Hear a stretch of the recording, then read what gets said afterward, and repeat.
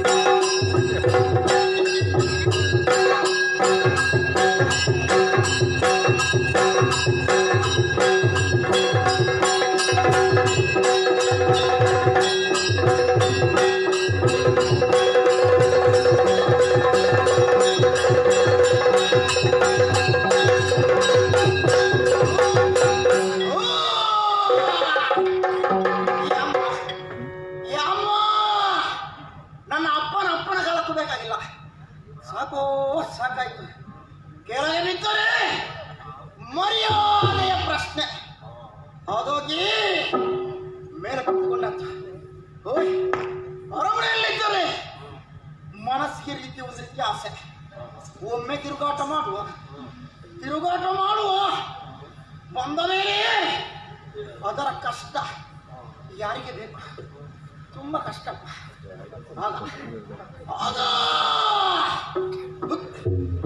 ಅಂದ ಹಾಗೆ ನಾನು ಒಬ್ಬನೇ ಅಂತದ್ದಲ್ಲ, ಜೊತೆಗೆ ತಮ್ಮ ಇದ್ದ ಮುಂಡಾಸುರ. ಎಲ್ಲಿ ಹೋದ ಮುಂಡಾಸುರ?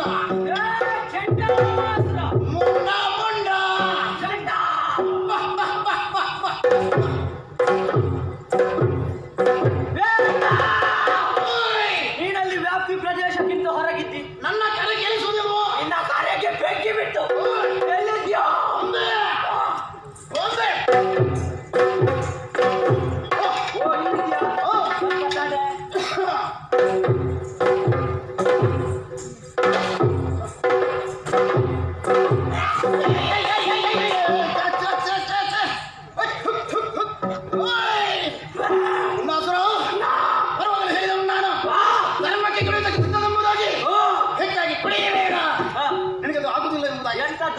ಈಗ ನೋಡಿದೆಯಾ?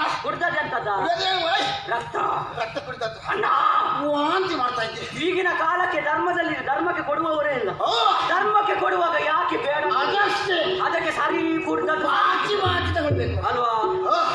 ಅಣ್ಣ ಭರ್ಜರಿ ಬೇಕು. ನನ್ನಿಂದ ರಾಜ್ಯವನ್ನು ಬೆಳೆದು ಆ ಕಡೆಗೆ ಹೋದವನು ನೀನು. ಏನನ್ನು ತಿಂದ, ಏನನ್ನು ಬೆಳೆದೆ ಅಣ್ಣ. ನಿನ್ನ ಜೊತೆಲಿ ಬಂದ್ರೆ ಯಾವತ್ತು ನೋಡಿದ್ದು ಕೂಡ ಮೋಸ. ಒಮ್ಮೆ ತಿನ್ನುವಾಗ ಇಷ್ಟಿಷ್ಟು ಎರಡು ಕೈಯಲ್ಲಿ ಒಟ್ಟಿಗೆ ತಿಂತೀನಿ. ನನ್ನ ಕ್ರಮವೇ ಹಾಗೆ. ನಿನ್ನ ಕ್ರಮದಲ್ಲಿ ನನಗೆ ಸ್ವಲ್ಪವೂ ಮಾಂಸ ಇರುವುದು. ಅದಕ್ಕಾಗಿ ಆಲೋಚನೆಯನ್ನು ಮಾಡಿ ನಾನು ಆ ದಿಕ್ಕನ್ನು ಹಿಡಿದು ಹೋದದ್ದು. ಆ ದಿಕ್ಕಲ್ಲಿ ಲಾಭ ಆಯ್ತು. ಆ ಕಡೆಗೆ ಹೋದದ್ದು. ಅಲ್ಲಿಗೆ ಹೋಗುವಂತಹ ಸಂದರ್ಭದಲ್ಲಿ ಒಂದು ಆನೆ ನನ್ನ ಅಕ್ಷಿಗಳಿಗೆ ಗೋಚರ. ಲಾಭದಲ್ಲಿದ್ದೆ ನೀನು. ಅದರ ಸೊಂಡಿಲಿಗೆ ಕೈ ಕೊಟ್ಟೆ. ತಂದು ಬಂಡೆಗೆ ಬರ್ತದೆ. ಅಪ್ಪಚ್ಚಿ ಆಗಿ ಹೋಗಿದೆ. ಅದರ ಅಪ್ಪಣ ರಕ್ತ ಬೇರೆ, ಮಾಂಸ ಬೇರೆ, ಎಲುಬು ಬೇರೆ, ಚರ್ಮ ಬೇರೆ ಆಯ್ತು. ಮಾಂಸವನ್ನು ಬುಳುಂಬನೆ ತಿಂದಿದ್ದೇನೆ, ರಕ್ತವನ್ನು ಘಟಘಟನೆ ಕುಡಿದಿದ್ದೇನೆ, ಎಲುಬನ್ನು ದವಡೆಯಾಡಿಗೆ ಹಾಕಿ ಘಟಘಟನೆ ಕಡಿದು ಹಾಕಿದ್ದೇನೆ. ಉಳಿದದ್ದು ಚರ್ಮ ಮಾತ್ರ. ಬಿಸಾಡಿ ಒಂದೆಯೋ ಇಲ್ಲವಾ? ಬಿಸಾಡುವುದು ಯಾಕೆ? ತಿರುಗಾಟ ಮುಗಿದ ಮೇಲೆ ನಮಗೆ ತಿನ್ನುವುದಕ್ಕೆ ಏನಿರುವುದಿಲ್ಲ. ಹುಡುಕಬೇಕು. 6 ತಿಂಗಳು ನಾವು ಎಷ್ಟು ಕಷ್ಟವನ್ನು ಪಡ್ತೀವಿ. ಹುಡುಕಿದ್ರು ಸಿಗೋದಿಲ್ಲ. ಅದು ಇನ್ನೊಬ್ಬರಿಗೆ ಗೊತ್ತಾಗ್ತದ? ಇಲ್ಲಪ್ಪ. ಆ ಸಂದರ್ಭದಲ್ಲಿ ಒಣಗಿಸಿ ಜಗಿಯುವುದಕ್ಕಾಗ್ತದ? ಹೇಗಾಗ್ತದೆ ಗೊತ್ತಾ?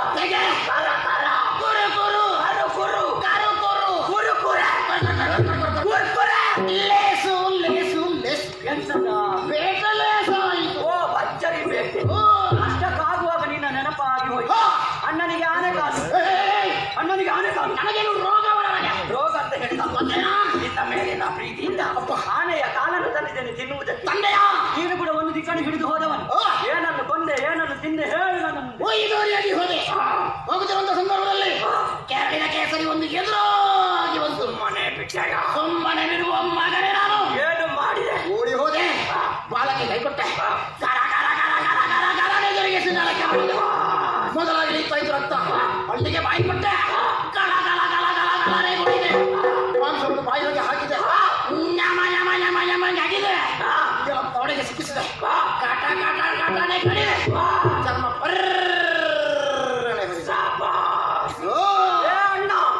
ಭರ್ಜರಿ ಬೇಟೆ.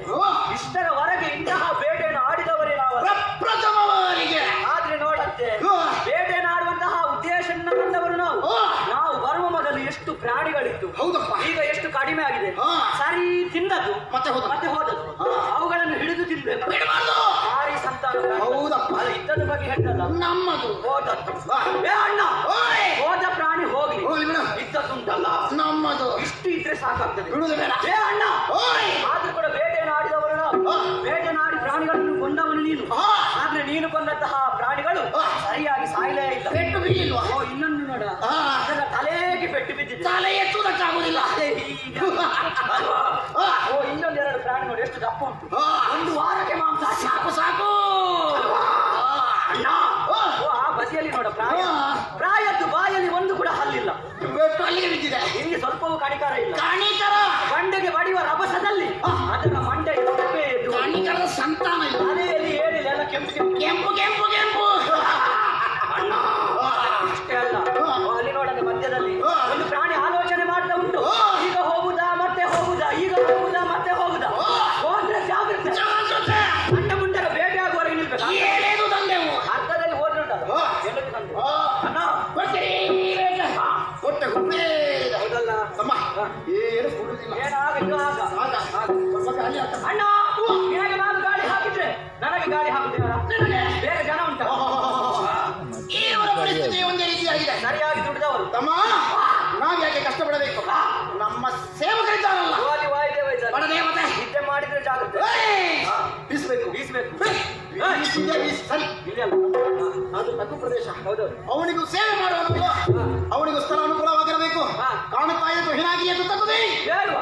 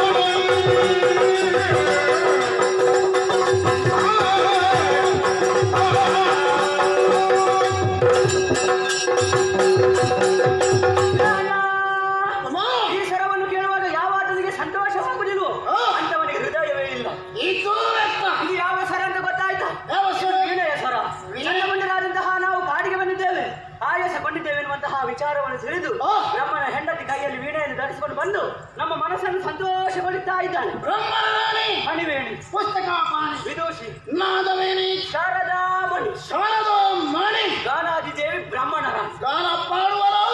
ಹಾ ಮಾಡೋದಕ್ಕೆ ಸಾಧ್ಯವೇ ಇಲ್ಲ. ಅವಳೆ ಬಂದದ್ದ. ಆಹಾ, ಅದೇ ಯಾಕೆ ಆ ವಿಧಾತ ಹಾ. ತಿರುವಂತಕ್ಕೆ ಅದೆಷ್ಟೋ ಜೀವರಾಶಿಗಳನ್ನು ಸೃಷ್ಟಿ ಮಾಡುತ್ತಾನೆ. ಅಲ್ವಾ? ಆ ಜೀವರಾಶಿಗಳಿಗೆ ಹಾ. ಜ್ಞಾನ ಬರಬೇಕಿದ್ರೆ ಹಾ. ಜ್ಞಾನ ಸರಸ್ವತಿ ಶಾರದಾ ಮಾತೆ ಹಾ. ಜೊತೆಯಲ್ಲಿಯೇ ಬೇಕು. ಕೆಲವೊಮ್ಮೆ ಎಷ್ಟು ಸೃಷ್ಟಿ ಮಾಡಿದ್ರು ಸರಿಯಾಗುವುದಕ್ಕೆ ಇಲ್ಲ. ಆಹಾ. ಉಪ್ಪು ಸರಿದ್ರೆ ಕಣ್ಣು ಸರಿಯಿಲ್ಲ, ಕಣ್ಣು ಸರಿದ್ರೆ ಮೂಗು ಸರಿಯಿಲ್ಲ, ಮೂಗು ಸರಿದ್ರೆ ಬಾಯಿ ಸರಿಯಿಲ್ಲ, ಎಲ್ಲಾ ಸರಿ ಇದ್ದವರಿಗೆ ತಲೆಯೇ ಸರಿ ಇಲ್ಲ. ಯಾರೀಗ ಆ ಬ್ರಾಹ್ಮಣ ಸೃಷ್ಟಿಗೆ ಹಾ. ಆದ ಕಾರಣ ಅವಳು ಬಂದದಲ್ಲ. ಆಹಾ. ಅವಳು ಬಂದದಲ್ಲ. ಅಲ್ಲಲ್ಲ. ಆಗಿದ್ರೆ ಇದು ಅವನೇ. ಹಾ. ಆ ಕುದುರೆ ಮುಖ, ಕುದುರೆ ಮುಖ, ಕುದುರೆ ಮುಖ, ದೇವಲೋಕದ ಸಂಗೀತಗಾರ. ಕುದುರೆ ಆ ತುಂಬುರ, ತುಂಬೂರ ತುಂಬುರನೇ ಬಂದ. ತುಂಬೂರ ಎಂತದ್ದ? ಏ ತಮ್ಮ, ತುಂಬೂರ ಹಾ. ಬರುವುದು ಬೇಡ. ಹಾ. ಚಂಡಮುಂಡರ ಪ್ರವೇಶ ಆಗಿದೆ ಅಂತ ತೆರೆದರೆ ಸಾಕು. ಹಾ. ಈ ಕಡೆ ತಲೆ ಮಾಡಿ ಮಲಗುವ ಜಾಯಮಾನವೇ ಅವನಲ್ಲ. ಅವನಲ್ವಾ? ಆಹಾ. ಹಾಗಿದ್ರೆ ನಾರದ. ನಾರದ ನರದಲ್ಲಿಗೆ ಬಾರದ, ನಿಂತಲ್ಲಿ ನಿಲ್ಲದು, ನಮ್ಮಲ್ಲಿ ದಯವನ್ನು ತೋರದ. ಕೋಪವನ್ನು ತೋರದು. ದೇವರ್ಷಿ, ಯಾರ? ದೇವರ್ಷಿ, ದೇವಋಷಿ ನಾರದ. ಆದ್ರೆ ದೇವಋಷಿ ನಾರದ. ಹೌದಪ್ಪ, ಅವನೇ ಬಂದ. ಬಂದಾನ. ಅವನೇ ಅವನೇ ಬಂದ. ಹಾ. ಬರ್ಲಿಕ್ಕಿಲ್ಲ. ಯಾಕೆ? ದಕ್ಷ ಬ್ರಹ್ಮನಿಂದ ಅವನಿಗೆ ಶಾಪ ಉಂಟು. ಹೇಗೆ? ನಿನ್ನ ಜೀವನದಲ್ಲಿ ನಿನಗೆ ತಿರುಗಾಟವೇ ಬಗೆ. ಓ, ಯಾವತ್ತು ನೋಡಿದ್ದು ತಿರುಗಾಟ ಮಾಡುವುದು. ಹೌದಪ್ಪ. ನಾರದ ಅಲ್ವಾ? ಹಾ. ಹಾಗಿದ್ರೆ ವೀಣೆ ಬಿಡಿರುವ ವಾಣಿ ಅಲ್ಲ, ಆಹಾ. ತುಂಬುರ ಅಲ್ಲ, ಆಹಾ. ನಾರದ ಅಲ್ಲ. ಹಾ. ಹಾಗಿದ್ರೆ ಯಾವುದು? ಸ್ವರ ಕೇಳ್ತಾ ಇದೆಯಲ್ಲ, ನಿಮ್ಮ ಅದನ್ನೇ ಗುರಿಯಾಗಿ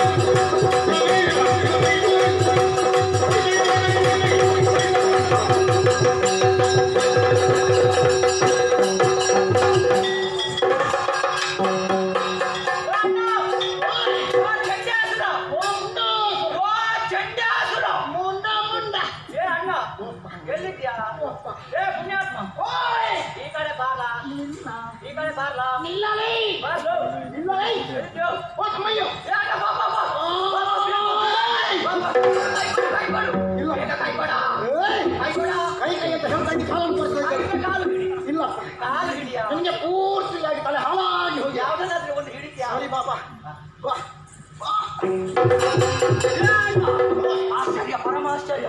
ಭೂಮಿಯ ಮೇಲೆ ನಾನಿದ್ದಣ ಅಥವಾ ಭೂಮಿ ನನ್ನ ಮೇಲೆ ಉಂಟಾ? ಭೂಮಿಯ ಮೇಲೆ ನೀನಿರುವೆ. ಒಂದು ಅರ್ಥವಾಗುವುದಿಲ್ಲ. ಇದು ಸ್ವರ ಯಾವುದಾ? ಸ್ವರ ಬೇಡಿದು ನಾಳೆ ಕಾರಣ ಮುಂದಕ್ಕೆ. ಯಾವ ಸ್ವರ ಇದು? ಮುಂದೆ ಮುಂದೆ ಮುಂದೆ ಮುಂದೆ ಇದು ಮುಂದೆ ಹೋಗುವುದಕ್ಕೆ ಸ್ಥಳವೇ ಇಲ್ಲ. ತಡೆಗೊಡೆ ಆಕಾಶದಂಚಿನಿಂದ ಕೋಲ್ ಮಿಂಚೊಂದು ಕಣ್ಣೆಸರಿಗೆ ಬಡಿದ ಹಾಗಾಯ್ತು. ಬಡೀತಾ ಬಡಿ ಪುಣ್ಯಾತ್ಮ. ಏನಾಯ್ತಾ?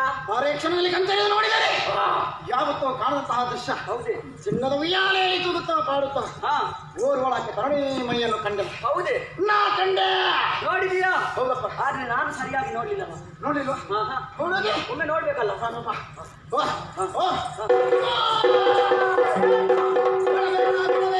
ಸರಿಯಾಗಿ ನೋಡಿದೆ, ಸರಿಯಾಗಿ ನೋಡಿದೆ. ಎಂತಹ ಸೌಂದರ್ಯವತಿ. ಇಷ್ಟರವರೆಗೆ ಇಂತಹ ಹೆಣ್ಣನ್ನು ನಾನು ನೋಡಿದವನೇ ಅಲ್ಲ. ನಾವೇನು ತಿರುಗಾಟ ಮಾಡಿದ್ದು ಕಡಿಮೆಯ? ಒಂದ ಎರಡ ಮೂರಲ್ಲ ಆರರಲ್ಲೂ ಇಂಥದೆಲ್ಲ ಇರುವುದಕ್ಕೆ ಸಾಧ್ಯ ಉಂಟಾ? ಖಂಡಿತವಾಗಿಯೂ ಸಾಧ್ಯವೇ ಇಲ್ಲ. ಸೌಂದರ್ಯ ರಾಶಿಯೇ ಒಂದು ಕದಂಬವನದಲ್ಲಿ ಅದು ಮಧ್ಯಾಹ್ನದ ಹೊತ್ತಿನಲ್ಲೂ ಕೂಡ ಸೂರ್ಯನ ಕಿರಣ ಹೋಗುವುದಿಲ್ವಂತೆ. ಆದ್ರೆ ಇಂದು ಕೋಟಿ ಸೂರ್ಯನ ಪ್ರಕಾಶ ಎದ್ದು ಕಾಣ್ತಾ ಇದೆ. ಕೋಟಿ ಜೀವಾಕರಣ ಪ್ರವೇಶ. ಸರಿಯಾಗಿ ನೋಡಂತೆ. ಅವಳ ಮುಖವನ್ನು ನೋಡ. ಮುಖ. ಅವಳ ಉಪ್ಪು ನೋಡ. ಕಾಮನಾವಿಲ್ಲು. ಅವಳ ಮೂಗು ನೋಡ. ಸಂಪಿಗೆಯ ಮುಗ್ಗು. ಅವಳ ತುಟಿ ನೋಡ. ಅವಳ ಗಲ್ಲ ನೋಡ. ಅವಳ ಕೈ ನೋಡ. ಅವಳ ಪಾದ ನೋಡ. ಹಂಸಪಾದ. ಮೋಹಿನಿಯೋ ತ್ರೈಭುವನದ ರತಿಯೋ ವಯ್ಯಾದ ಸುಂದರಿಯ ತುಗಿನಾದ್ರಿ ಶಿವಶಿರದ ಮಾನಸ ಸರೋವರದಿ ಸಂಭವಿಸಿ ವನದೇವಿಯರಲ್ಲಿ ಸೇವೆಯನ್ನು ಪಡೆದು ಕುಂಬರಿದು ಸಾಗರವನಪ್ಪ ತವಕದಿ ನವಾಹಿಪ ಜಾಹ್ನವಿಯ ವನಿತೆವೆನ್ನುವ ಹಾಗೆ ಭಾಸವಾಗ್ತಾ ಇದೆ. ಕೆಲವಿಗೆ ಚೈತನ್ಯವು ಪರಿಮಳದ ಪುತ್ತಳೆಯ ವರ ರಸ ನಾಗರವು ಮನ್ಮಥನ ವಿಧೇಯದ ಧ್ವಜವು ಎನ್ನುವ ಹಾಗೆ ಭಾಸವಾಗ್ತಾ ಇದೆ. ಆಗದ ಸತಿಯರ ನೂಕಲು ಮಡುವಿಗೆ ಈಕೆಯ ಕಾಣದ ನೇತ್ರಗಳು ಏತಕ್ಕೆ? ಅಡಿಯನ್ನು ಮುಡಿಯನ್ನು ಹುಬ್ಬೇನು ಹುಬ್ಬೇನು ಇರುವ ಹಂತದ ಚಂದ ಹಣ್ಣಗನ್ನಡಿಯೋ ಏಕೆ? ಸ್ವರ್ಗ ಲೋಕದ ಅಕ್ಷರೆಯ ಪಾತಾಳ ಲೋಕದ ನಾಗ ಕಣ್ಣಿಗೆಯೋ ಪ್ರಳಯ ಸಮುದ್ರವುಡೆ ಸೇರಿರುವಂತಹ ದೇವತೆಯೋ ಋಷಿ ಮುನಿಗಳಿಂದ ಅಥವಾ ದೇವತೆಗಳಿಂದ ಪೂಜಿಸಲ್ಪಡುವಂತಹ ದೇವತೆಯೋ? ಸರಿಯಾಗಿ ನೋಡಂತೆ. ಚಿನ್ನದ ಉಯ್ಯಾಲೆಯನ್ನು ಕಟ್ಟುವಾಗ ನಮಗೆ ಒಂದು ಬೆಳ್ಳಿದು ಕಿವಿದಾದ್ರೆ ಕೊಡ್ಬೋದು. ಬೇಕಿತ್ತಪ್ಪ. ಅಗತ್ಯ ಇಲ್ಲ. ಬೇಡ ಬೇಡ. ಮತ್ತೆ ತಿರುಗಾಟ ಒಂದು ವೇಳೆ ಬೇಕಿದ್ರೆ ಶುಂಭನಿಗೆ ಆಜ್ಞೆ ಮಾಡಿದ್ರಾಯ್ತು ಅಲ್ವಾ? ರಾಶಿ ರಾಶಿ ತಂದಾಕೆ. ನಮಗೆ ಬೇಡ, ಅಗತ್ಯವೇ. ಮತ್ತೆ ಒಂದು ಕಿವಿದು ಬಿಸಾಡಿ ಹೋದ್ರೆ ತುಂಬಾ ಕಷ್ಟ. ಆಗ್ಲಿಕ್ಕೆ ಇಲ್ಲ, ಅದು ಬೇಡ. ಆರೋಹಣ ಅವರೋಹಣ ಎನ್ನುವ ಹಾಗೆ ಅವಯಾಲೆದು ಗೊತ್ತಾ ಉಂಟು. ಹೌದೌದು. ಎಲ್ಲಿ ತುದಿಯಲ್ಲಿ ಎಂಬುದೇ ಗೊತ್ತಾಗ್ತಾ ಇಲ್ಲ. ಯಾರಿಗೆ? ಆ